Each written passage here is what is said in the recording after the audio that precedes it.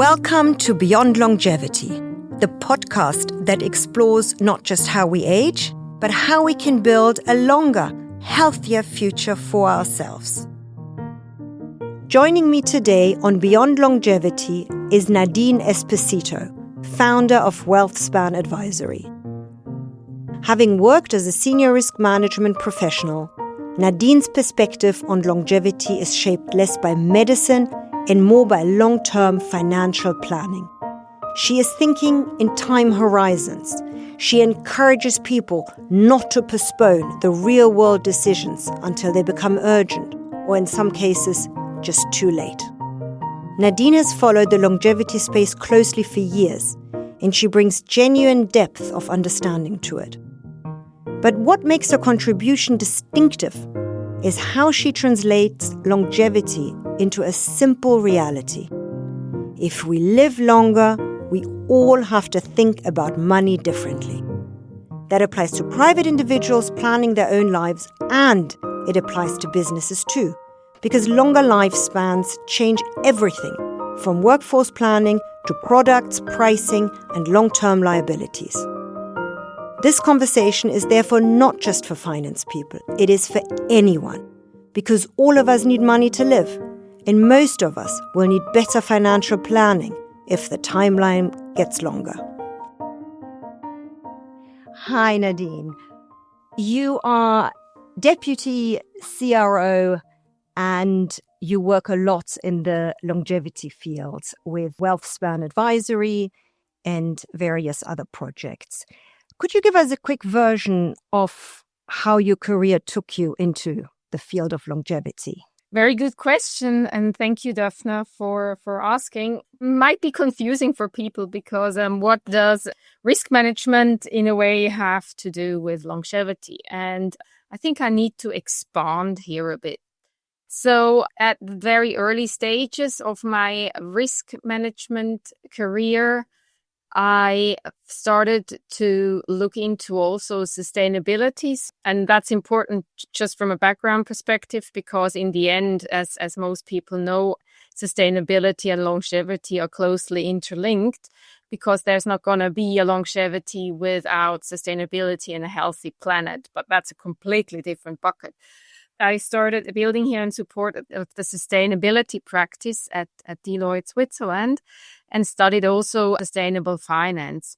But was also already back then interesting to me was that most of the sustainability and ESG discussion is around climate and at some stage water and gender equality, right? So I would say that's the big bucket, what the big discussions are about and what most of the reporting on an ESG level is about.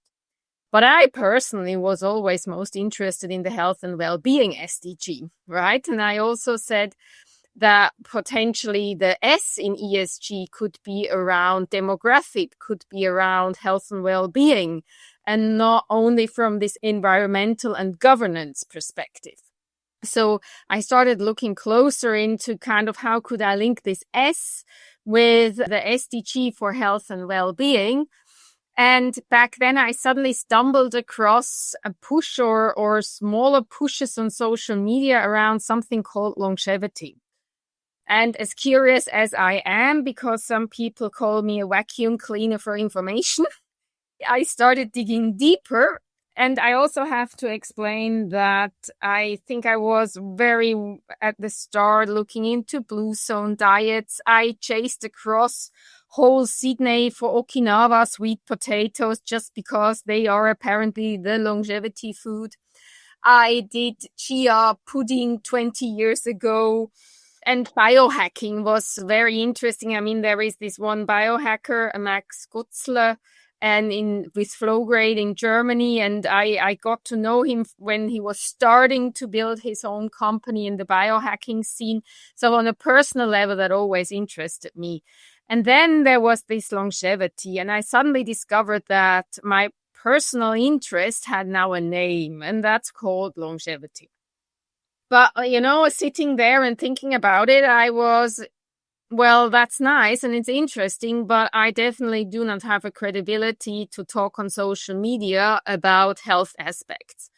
I am not a medical professional, and will not claim to be one. I mean, nowadays, everybody on Instagram is suddenly a nutrition advisor and a personal trainer and a longevity coach after having done a 2 hours course online. But I think that's just not credible. And we are talking about health related matters. And there it's on a doctor's level, on a professional's level to give their opinion. Then I discovered what now happens if all those people get to 100. That's interesting from a financial perspective, because we have those pension systems, and we have those pension systems that have been developed around the 1960s, 19 to 1980s, depending on the country, obviously, with large differences. But we can say they had been built in a time where people had, in the Western or European countries and also the US, had an average life expectancy of around 80. But this is still increasing, and the future generations, and especially the people who are nowadays interested in longevity, they will or have to plan to 100, 120. Suddenly, where should that money come from? Because if previously you saved for 20 years post-retirement, how should that money last for suddenly double the amount of time? Just to make numbers quite striking, right? And then it got interesting. And now I love to combine topics. I love to combine industries and knowledge buckets and see connections. And then I saw the connection between the impact of your health on your finances and the impact of your finances on your health. Speaking with wealth managers, especially in the ultra high net worth individuals sphere, that's not something new. But speaking to the doctors about the link, for some of them it's new, and vice versa, right? So there is this niche where two industries suddenly combine. And I believe with the whole longevity discussion, we see a convergence more and more of the financial industry and the health industry, because in the end, we have, as a lot of people now suddenly say, health is wealth, right? But sadly, also wealth is health. We have that, and we know that also since a long time. So that's this where I discovered and developed or looking closer into the whole topic of wealth span planning, because I say it's not anymore a wealth planning, a linear wealth planning, with educating, saving, retiring, and accumulating. We will see in future more a wealth span planning, which takes into account career changes, stepping out of workforce due to caregiving, then also the implications and the impact of health events and health shocks on your finances. Then also care risk. With care shortage, we might have the finances even because we planned perfectly, but suddenly we will see people who do not have access to care anymore, just simply because care shortage and care personnel is limited. So all of these should be combined in future in a modern wealth span planning. Now, what's getting interesting and why it's an interesting link to my role and my daily business as risk officer, you can literally say on my daily basis, I de-risk finance, working in a bank, right? But I also help now de-risking longevity. And that's in 3 pillars. The first pillar, that's the wealth span pillar, right? So that's more on a level of individuals, helping individuals understand how those links are coming closer, understanding how health and wealth are combined, what it means, and which all of the considerations are key, and what it also means in the end for the financial industry, for new products and services. Longevity is also interesting for each and every company, actually, because, and there it's more in the microeconomic discussions, it's more labeled under demographic change, less under longevity, but in a way it's interlinked. Demographic change means that companies need to be aware that their customer base is aging. I mean, there will be some companies that purely focus on people 15 to 25, and they will struggle seeing that this age group is shrinking. But most industries will see that there is a large percentage shift of their clients moving into the 50 plus segment. That's challenging. They have a different consumption behavior. They have different needs. They have a different spending behavior, different priorities. A lot changes with age, we know. Then it's also interesting from a company as an employer perspective, because by 2030 in Switzerland, over 1/3 of the employee basis will be above 50. And there we have the whole discussions of menopause, a potential onset of Alzheimer, potentially also things around people needing more flexibility in their time commitment or day structures. There is this sandwich generation where we'll see people who need to take care for their parents while taking care for their children. And I love from an Australian Prime Life Partners, from Ellie Bloom, I loved her saying that it's not only a sandwich generation, it's even a club sandwich generation. So we have a crispy bacon there. And then on the last pillar, where also risk management and longevity are combined, is in longevity companies. That's a new industry of startups with a lot of money currently being invested in, because definitely the need is there. But, and there is this big but, most of these companies handle health-related data. But not all of them have a technical setup which is robust enough to handle health-related data. There is a big risk that they will be prone to cyber attacks, that we will see data leakage.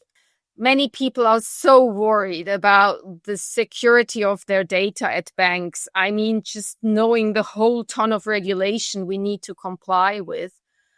But just look at, for example, and I don't want to name anybody, or just for an example, but we see more and more hotels, for instance, which now deliver health-related services, some longevity treatments, just dealing with more personal data, taking some blood samples and so forth.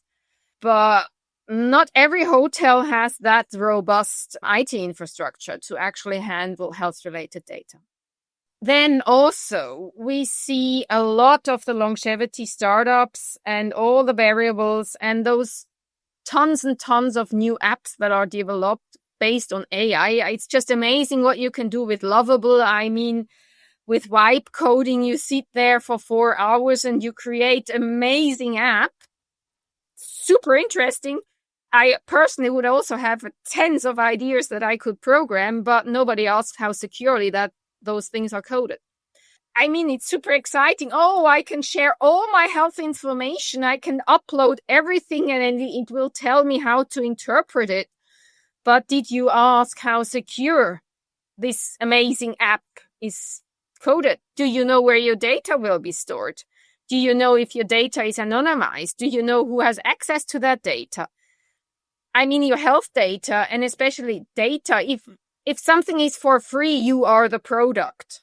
And normally it's your data. And a lot of companies will be behind your health data.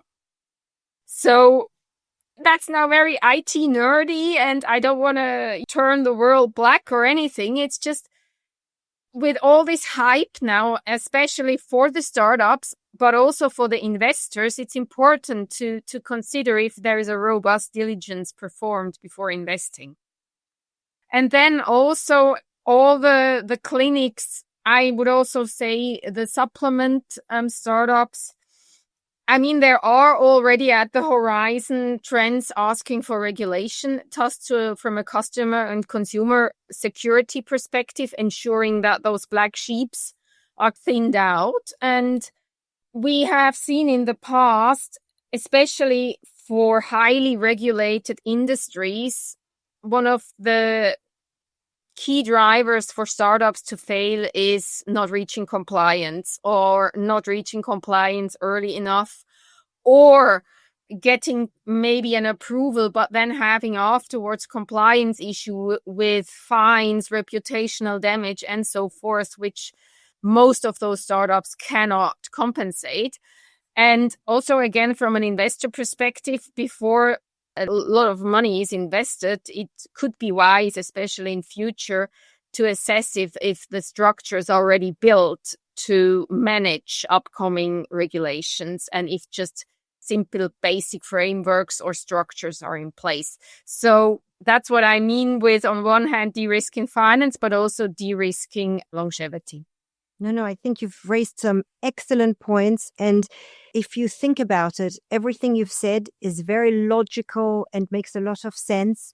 And yet, even me, I've seen how many startups there are that are just like you said, some kids sitting at home, writing some code, but not really realizing the impact that it has on various levels. First of all, advising people on medical issues. You and me were in a very similar position. We are very well educated because we've educated ourselves well in the field of longevity and all this, but we are no experts. So we can only share our opinion, but there are a lot of people who know even less than us and yet feel they can not only share their opinion, but give out information and, like you said, collect information from the general public. And I'm always amazed how easily people give away their data, their health data and all this without any thought to any repercussions.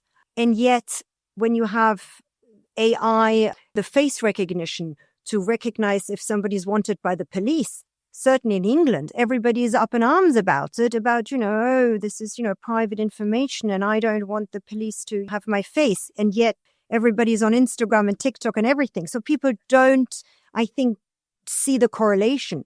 So I just wanted to ask a little bit more about this AI and what the public needs to be aware of when giving information, but also the platform creators and all that. And even the ones with good intention, not the ones that necessarily want to take your data and sell it on, which a lot do, especially in the health industry, because like you said, data is where the money is. But what can the general public do to be more aware of it and know the risks? And also what can people who want to help the wider public, because there are people, who want to improve the health system. And I've had a lot of people on here who created platforms that are super helpful and hopefully will do very well. But how does one make sure it's secure, and not only secure within a country? Because these days, there are no country sort of borders anymore. The internet is worldwide. So maybe you can elaborate. As I previously said, I'm not doctor. That's a moment where I have to say I'm not AI specialist. I'm looking more and more into the topic and very excited about it. I have to admit, it's not one day where I don't use AI. I need to admit it. Various versions, and I love the new, what now, for instance, Claude has been now recognized for medical information. We have Mac GPT, and I have also, I must admit, uploaded X-rays into AI. What is the result? To challenge my doctor, been it, done it, just to say. And also this field is so fast evolving. What I can share with my that space limited knowledge is, first, the user needs to be aware that he is chatting with AI. And it's not a person. And what is AI in the sense, or that strikes me every time I need to get it back into my mind. These are large language models. And what do? They base on probability of how good a word fits to the other. This is not a human, but they are amazingly accurate. I mean, they are at some stage more accurate than a doctor, and that's the thing, but it's a machine behind it. And if you share personal information, be aware that you are doing it. I think it's just about being aware of what you are doing. And then there are more and more. For instance, we have now Swiss GPT, which is limited to the Swiss parameters. There are more and more solutions which have a secured parameter, and where also then the whole aspect of hallucination, like Notebook LM, just literally focuses on what you upload. So it's not hallucinating, but it's all of those risks. And we now have in the EU AI Act already, which requires companies at least to inform the customer that he is now interacting with AI. From an issuer or coding perspective, it's definitely the topic of where the data reside. So I don't want to be biased, but I'm a bit hesitant to share something to China. Everything goes to the US, yes. Then also definitely every company by now, the topic of data leakage and your information being copied into, even if it's just DeepL, the translation tool. We have it nowadays everywhere, and every company is looking into those challenges. It's hard to say, just a secure handling, anonymization where possible, that at least you de-risk it in a way. And be very precautious, especially when things are for free or as everything that is novel. And if it doesn't have a credible company behind it, I think it's just the basic security awareness. But it's so hard and it's so tempting, definitely. So we have a lot of investors listening who invest in longevity startups and all that. What do you think are sort of 3 important questions that they ought to ask before investing?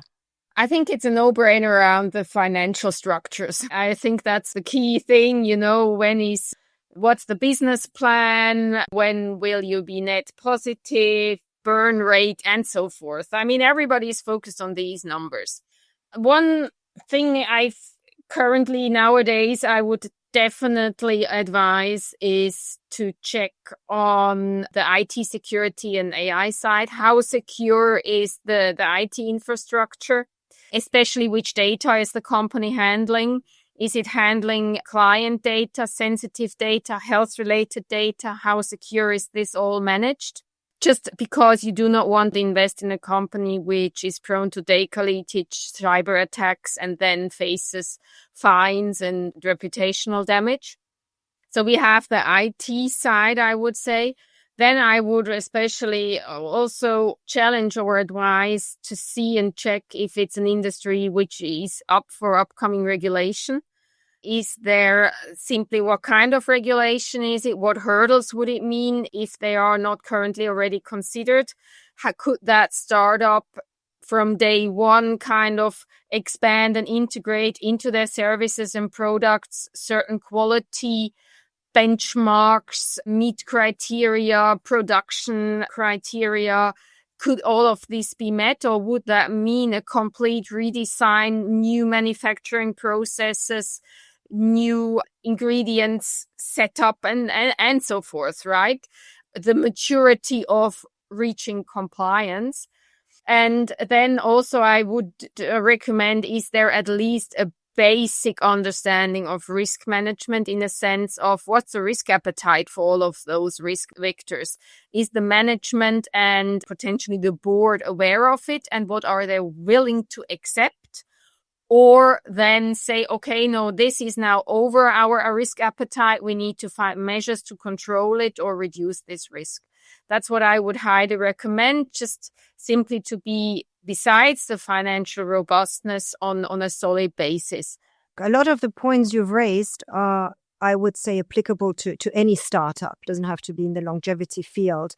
But I do think it's very important to, especially people that want to invest in longevity startups, because people are often very enthusiastic about the product they're selling and not really know about the legality behind what they're doing. Because it's one thing if you set up a startup selling shoes, there's not that much risk other than financial risk involved. Whereas, as you said very clearly, dealing with medical information entails a lot of regulations, and rightly so. And I think there'll be even more to come because it's an ever-expanding field. And so, watch this space. To this, I think it's important, or could be important, to add. I mean, previously, around the whole app development and AI, you could say it was more limited to the IT space. I mean, the tech nerdies developed their app, it was more differentiated and the medical side remained more in a personal space. But suddenly we see a lot of medical professionals with a good intention wanting to deliver apps and AI services and maybe don't have that technology background, right? So hopefully they are collaborating with a tech person, but that tech person when coding doesn't have the medical experience, so they potentially don't get the coding right. So because I've been in meetings with medical professionals and they just talk different languages. That they understand each other and get a doctor to speak in processes, that's already a huge challenge. It's two worlds coming together into a world that is being regulated, but still not regulated enough and is constantly changing and adapting. So yes, all the players involved need to be hyper aware of anything new happening. And yes, you need more than for any other business sector, I think, a very solid foundation. Let's move a little bit away from the startup. Let's see, how does longevity and longer living apply to business in general? What changes for businesses if their customers live to 95, 100, rather than die at 80? What different decisions do they need to make? And not just the customer, but also for the staff, because I guess that also changes how a business looks at its future. Sure. When we look at what we know about changing consumer behavior, we look at how our grandparents aged. Now, a new generation, a more tech-savvy generation, a generation which already had a different lifestyle, and that's in completely new foundation aging. So we do not know, based on the past, how the structures and needs and purchasing behavior of the coming old generation will look like. So we need to learn while this generation ages. And that's, again, an amazing use case for AI because it's fast learning, fast adopting, and can manage huge data sets. But what we have seen in the past is that on one hand, for sure, we see that the children get out of the house, smaller families, couples, widows, single households. And everything around single households down to smaller package sizes. At older age, you should eat more protein, less carbs. It's more convenient. It's not a kilogram pack. It's a more 200-gram pack. We see now Swiss grocery companies that have, depending on the area, advisories coming in. How should they rearrange and restructure their whole shops, their whole product shelves for older consumer bases? Then also housing, the real estate, right? We do not need anymore this 6-bedroom house or 6-bedroom apartment. It's more down to smaller apartments for 1 or 2 people. That's from a housing perspective. Then also the whole travel industry. Travel for the 50 plus, travel for 60 plus. I mean, when we look at the coming people around 50, which will enter soon retirement age, they are, especially in Switzerland, still very well off. And they, if they are healthy enough, want to travel. So, but with a little bit more luxury, maybe they're less flexible. Maybe they have already a mobility issues, right? But they still want to travel and luxury. So I have even seen that multi-generational traveling is a topic when the grandparents want to travel with the children. So though that's definitely also in travel industry, this topic. We will see also in the whole public service and public transport, right, that people want to remain mobile, but currently everything is app-based. How do we handle people that are not so tech-savvy? How to create age-inclusive cities, age-inclusive transport, because transport means mobility. Mobility means independence. You want to stay as long as possible independent. Mobility also means that you can be social and meet friends. We know that a social interaction is a key pillar for healthy aging. Isolation is devastating for your brain health, for your mental health, for your physical health. But a lot has to do with mobility, especially if you can't drive anymore at older age. Then just simply, we also know that the amount of money you spend on health and well-being and medical expenses rises beyond something around 65 to 70 exponentially. So the older you get, the larger percentage of what you spend goes versus medical expenses. Super interesting for the pharma industry, definitely. That are the more or less known shifts with an aging consumer basis. In the financial industry, we talk about life events. That's from a financial planning perspective. Very known life events are something like divorce, having children. Life event is also buying property, selling property. And in the previous or the still, let's say, common financial planning, most of these life events happen before retirement age. But we will see that many of these life events will happen in future post-retirement age. So I believe or predict that marriage and divorce at 80 will become also more a normality. That more and more people want to buy property with 70, with 75. Don't try to get a mortgage nowadays above 65, even if you have the money, right? Also, founding businesses. If you ask on the street what's the medium age for people to found a business, they will tell you 35 to 45. But if we are fit, I see and believe more and more, especially people post-retirement, will fund their business because they say, I had always this dream and always this idea, and all of my previous bosses did it wrong. I want to do it differently, and I am now building my business. I want to share my knowledge, and they're going to do it with 70. I mean, things will change, and that means also a change in products and services now from the financial perspective, but that also goes down to IT and so forth. And that's what I mean with all industries are impacted. And then also, as you mentioned, yes, the whole employee basis is aging. And there, topics like how do you remain or keep the lifelong learning in place? How do you keep those people digitally savvy? How do you potentially create new career paths with maybe stepping down from a leading strenuous managerial role to more an advisory role while still having your pension secured? More flexibility around work hours, more flexibility for potential onset of health-related issues. But with workforce shortage, it's just going to be on the horizon. And I'm now not talking about an employee well-being stress app.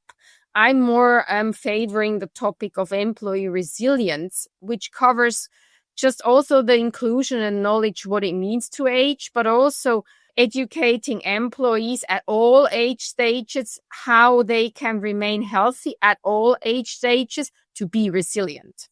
You've made an interesting point. I've extracted from what you said that you think the pension age is going to be extended. So because people live longer, they will have a longer pension life, which is definitely reasonable. But do you not think that the working life is just going to be extended, so pension age will come later? Or do you not see that as an option in the near future? It would be the first logical step, right? So you reduce the amount of years, but people are in pension while upping up the retirement age. I don't think that it's so simple because there are industries, especially on the building side, physical intense industries where people just cannot work in that industry for longer. They are physically exhausted. They have pain.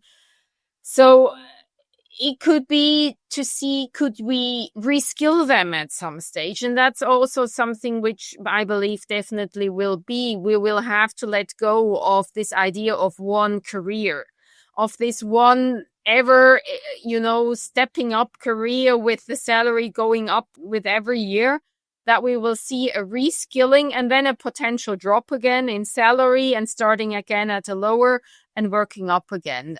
Do you not see that already in the younger generation? I mean, if you look at the older generations, a lot of them stayed at their company for 20 years, 30 years, 40 years, got pins and congratulations, you've been with us 40 years. Do you not think that the trend in general goes to people sort of job hopping? The younger generation don't seem to be in a job for more than 2 years. So I think that is already being sort of implemented. And yes, it has to spill over to the older generation still. But do you not see that that's where the trend is going anyway in the workforce? Everything, just my personal opinion. I would say from an employee perspective, yes, definitely the job hopping, but which is not really advisable always. And job hopping doesn't mean reskilling. Could be that people just remain in their industry. The thing is, companies are not there yet. Don't try to get a job at 55. It's extremely hard. And especially if you go and say with 50, okay, I want to reskill, I train myself on something completely different. It's very hard nowadays to make an industry shift. Even if you say, okay, I'm willing to take the lower salary, I'm willing to start again at scratch, find a company that gives you that chance. We still have a skill-based hiring approach. We don't have an attitude-based hiring. I mean, just look at, for instance, take now in Switzerland, it's very predominant topic you have now with the Credit Suisse merger. You have very experienced, very senior people. And some of them, they want to reskill. And I mean, somebody who was an MD at Credit Suisse, if he says, I want to be the junior again, the company will say, no, first, you have been leading 300 people. You're not going to expect an order for somebody that is 30 years younger than you are. And we cannot offer you the salary. So discussion stopped. So even if the employees maybe have this modern approach and willingness, it's also on the employer side to be there more flexible. Plus, also there should and needs to be, especially in Switzerland, but depending also on the pension scheme, restructuring on the whole pension scheme, because in Switzerland, the older you get, the more the company needs to pay into your pension fund. So employing somebody with 60 is extremely costly. So a company thinks twice. If he's going to employ somebody who is new in a field, doesn't have any experience, costs more, potentially wants part-time work, is anyway potentially going to drop out in 2 years' time, it's not that attractive.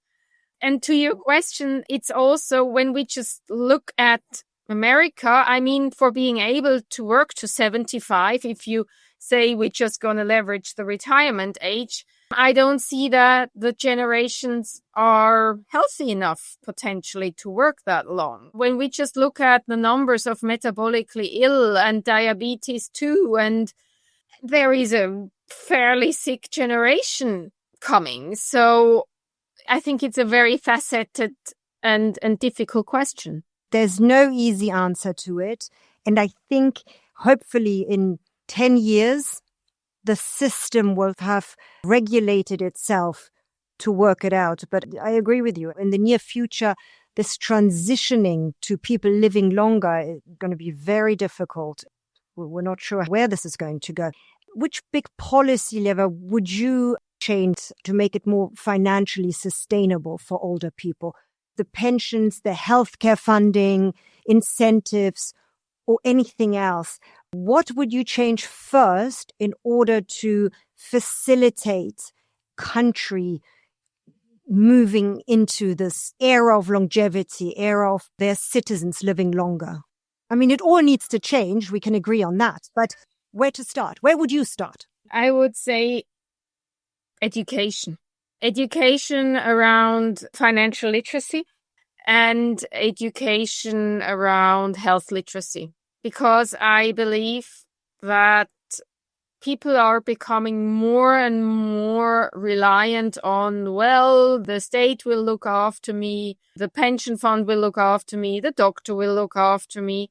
And I believe we need more, again, people becoming more proactive, taking ownership of their own finances and own health. But that means having the knowledge and the education. And I've been quite shocked by the financial literacy numbers from Australia. Apparently, high financial literacy is already to know that you should spend less than you earn. That's high financial literacy. It's not about even knowing what a butterfly on a bull and the short and the long is. I mean, that if you ask me what's high financial literacy, I would say, okay, I need to calculate a butterfly and then have a bull and a bullish market, and go long and go short. No, we are talking about knowing that you should budget and spend less than you earn. And that should start at ideally primary school and not somebody needing to study business to get that knowledge of financial literacy. And then also health literacy. I'm definitely a push for prevention, because if you just look at a coffee machine, if you maintain the coffee machine and constantly clean it and look after it, it can stay for years and years like new. But if you don't do anything until it's broken, you need to bring to fix it, it's going to work again. But it's going to be 90% of what it was. It will never bounce back fully. That's also with your health. If you get to know what are the basics, and it's so amazing with lifestyle, what you achieve. You don't need the costly treatments and products. They're great, but it's still the basics. It's the sleep, it's the movement, it's the nutrition, it's the stress. If you get those right, you can already go very far. But if you burn out, if you really ruin your metabolism, get metabolically ill, yes, there might be a drug, there might be a product, but you're just not going to get to those 100% back again. And just being aware that, yes, the doctors are amazing, but they're a safety net. They're not your security. They're just a net that you don't fall out of the kind of whole system in a way. So definitely also favoring more on the prevention. And that's what I see, especially it needs more support from the insurance industry, support that preventative measures are more supported.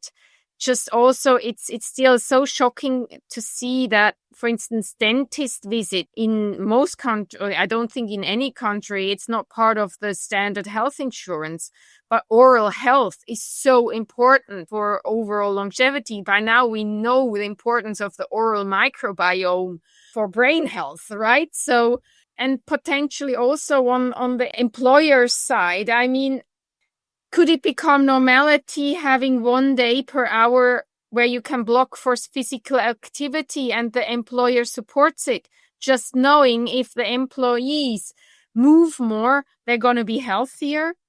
Maybe also rewarding if somebody says, no, I log off after 6, 7 p.m. because I need the mental distance. Really pushing for not being contactable, reachable all the time, just to again limit kind of the constant stress exposure.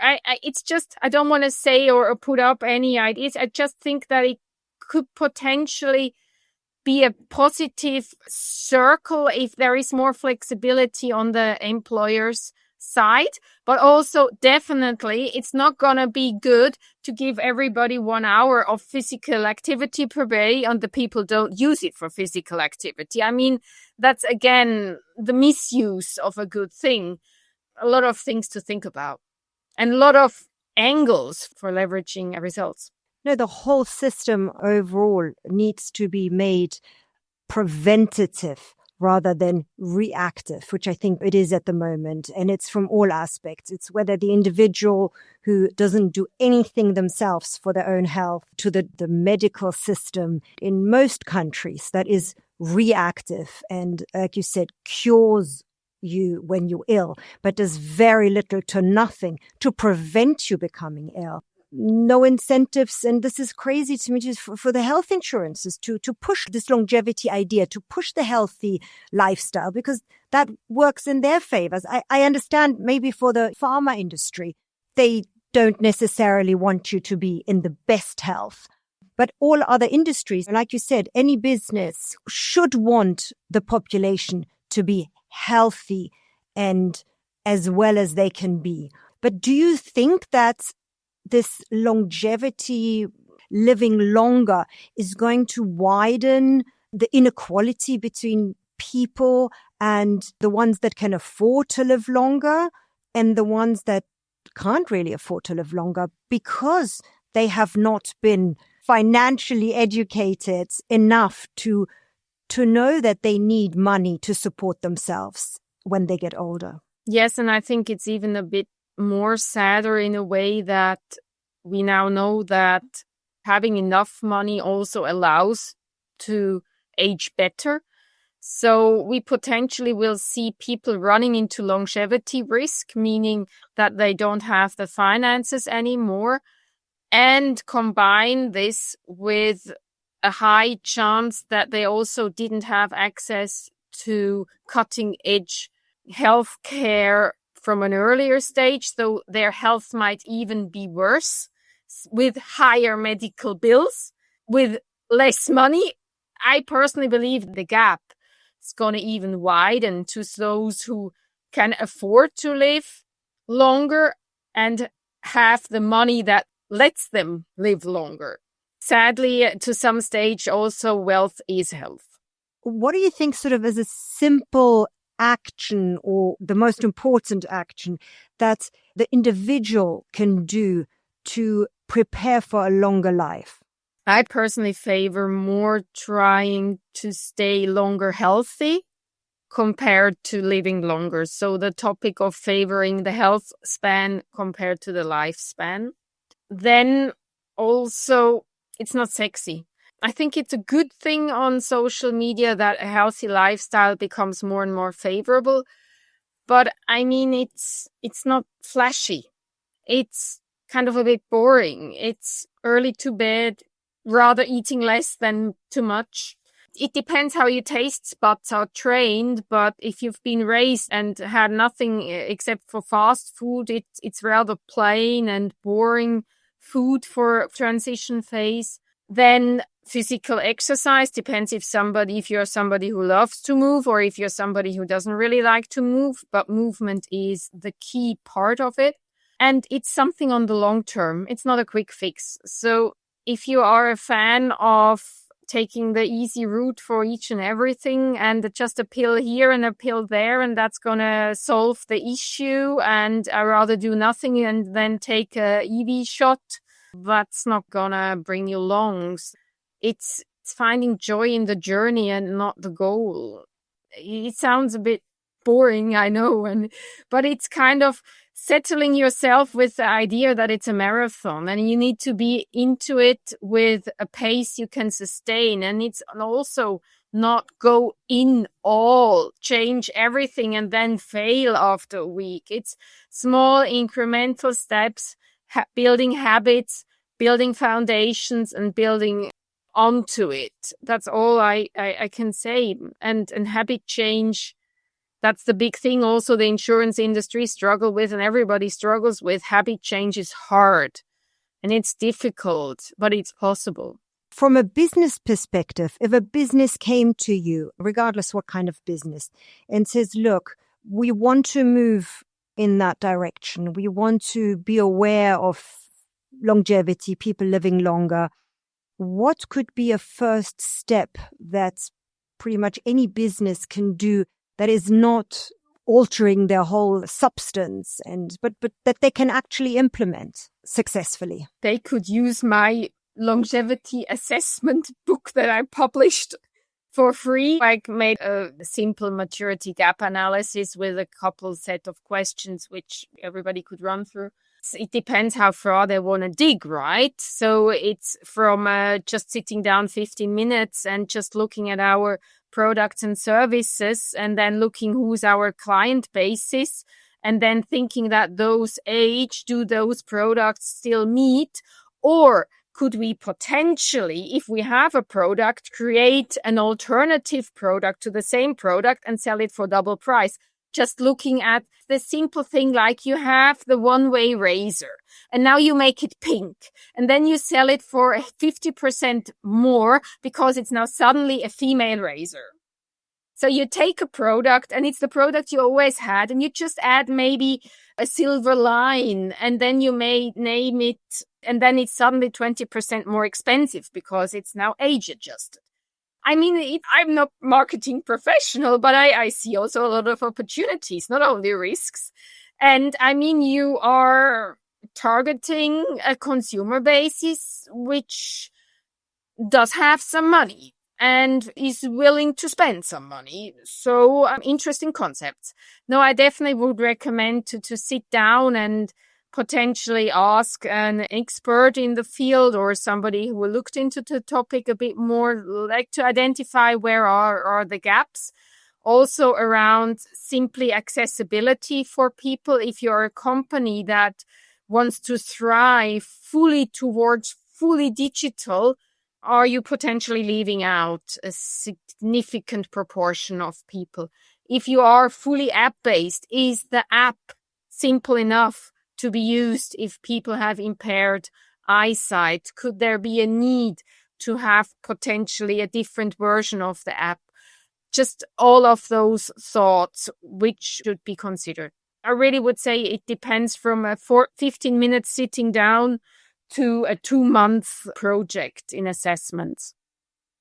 Just to sum it all up, what's the one thing or the two things or the three things that you just wish everybody understood about longevity and money, or longevity and business?